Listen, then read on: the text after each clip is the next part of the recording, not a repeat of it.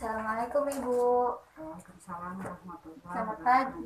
Gimana nih kabarnya hari ini? Alhamdulillah sudah baik ya. Alhamdulillah ya Bu ya. Iya. Ibu, minggu lalu kan kita udah ketemu nih Bu. Kita udah ngobrol-ngobrol tentang saya udah wawancara Ibu tentang apa Bu? Tentang COVID-19 ya? Iya betul, COVID-19. Nah ternyata kemarin itu Ibu saat saya wawancara Ibu sudah cukup paham nih tentang COVID-19. Ibu sudah bisa menjelaskan apa itu COVID-19. Ibu juga udah paham penyebabnya, tanda gejalanya.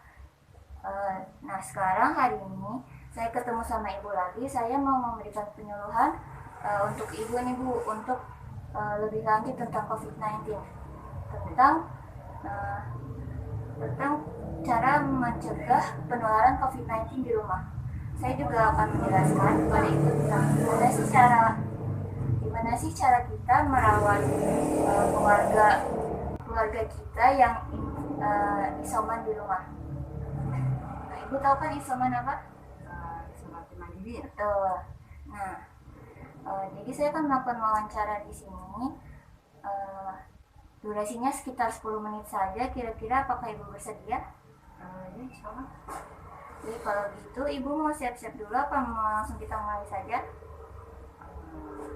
Boleh silakan. Langsung saja. Nah, jadi Bismillahirrahmanirrahim. Jadi pertama saya akan menjelaskan kepada Ibu cara mencegah penyebaran COVID-19 di keluarga. Nah, untuk meminimalisir penyebaran terjadinya penularan COVID-19 di rumah, yang pastinya harus kita lakukan itu mematuhi protokol kesehatan, Bu. Nah, jadi setiap kita kan sering pulang pergi nih dari rumah. Ya. Kalau kita keluar sebelum kita masuk ke rumah nih, saat kita pulang pastikan untuk melepas alas kaki nih di luar. Nah, lalu kita setelah masuk rumah jangan langsung bertemu keluarga, jangan langsung bersapa dengan keluarga, tapi kita mencuci tangan dulu dengan sabun dan air mengalir. Lalu kita membersihkan badan kita, mandi, lalu meletakkan pakaian kotornya langsung dicuci atau langsung ditaruh di mesin cuci. Kemudian baru deh kalau kita udah bersih, kita boleh langsung kumpul-kumpul sama keluarga. Nah, selain langkah tersebut, hal yang lain yang perlu kita lakukan itu, misalkan kita ngerasa kurang enak badan nih Bu, kita jangan kayak paling cuma kecapean doang terus dibiarin. Jangan Bu, kalau kita ngerasa kurang enak badan, kita langsung inisiatif buat cek, periksa ke dokter. Kita ini kenapa sih, takutnya kan tanda-tanda COVID-19 atau apa, kita kan nggak tahu ya. Tuh. Jadi kalau kita ngerasa kurang enak badan, pastiin untuk tes ke dokter. Nah, selanjutnya saya akan menjelaskan tentang langkah apa yang harus kita lakukan untuk anggota keluarga kita yang isoman di rumah karena COVID-19. Betul. Nah, apa saja langkahnya? Yang pertama, yang pastinya melakukan isolasi mandiri di ruangan yang terpisah. Jadi keluarga kita yang terkena COVID-19 itu harus dipisahkan nih kamarnya, nggak boleh bergabung sama yang lain. Nah, untuk isolasi mandiri terdapat sejumlah persyaratan, yaitu tidak bergejala dengan gejala ringan. Tanda gejala ringan adalah tidak ada peradangan paru sampai menurunkan saturasi oksigen. Selain itu, sebaiknya yang menjalani isolasi mandiri bukan lansia atau yang memiliki penyakit penyerta atau komorbid. Salah satu yang utama syaratnya itu rumah kita harus memadai untuk isolasi mandiri. Jadi kalau rumah kita nggak memadai untuk isolasi mandiri di rumah, jangan dipaksakan Bu. Konsultasikan kepada Siapa? ya, bahwa rumah kita itu tidak bisa betul sekali. Kemudian untuk mengurangi risiko munculnya penularan COVID-19 di keluarga, apa saja sih langkahnya harus kita lakukan? Yang pertama, alat makan harus terpisah. Jika ada anggota keluarga yang positif COVID-19, selain berada di ruangan yang terpisah, alat makan juga harus terpisah. Jadi juga misalkan sudah selesai makan nih keluarga kita yang COVID-19, kita langsung mencucinya dan langsung dipisahkan, jangan digabung alat makannya sama yang lain gitu. Kemudian yang kedua, cuci pakaian terpisah.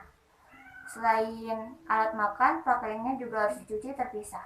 Cara mencuci pakaian yang terkena COVID-19 itu harus dengan air hangat, Bu. Dengan air hangat. Kemudian yang ketiga, kelola sampah medisnya.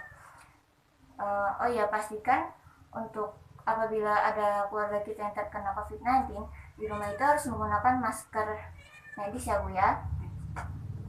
Menggunakan masker medis, jadi jangan terlalu lama dipakainya, harus sering diganti. Nah, apabila sudah selesai dipakai nih, sudah kotor, bukan langsung dibuang gitu saja, tapi digunting dulu, lalu dimasukkan ke plastik, baru dibuang di tempat sampah. Kemudian beri jeda waktu penggunaan kamar mandi.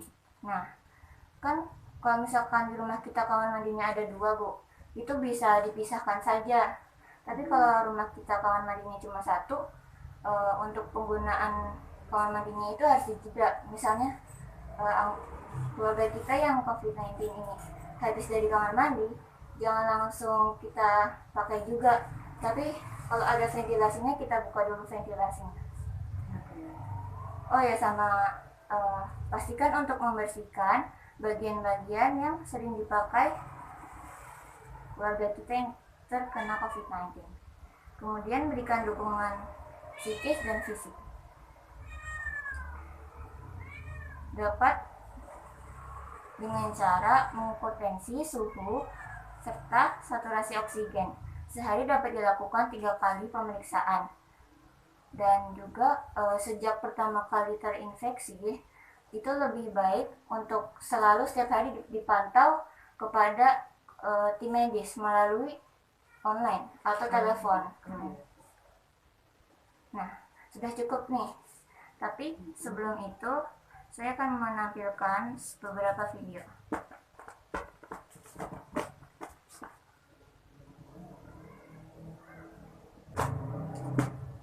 Nah, di sini ada video tentang cara melindungi keluarga dari COVID-19.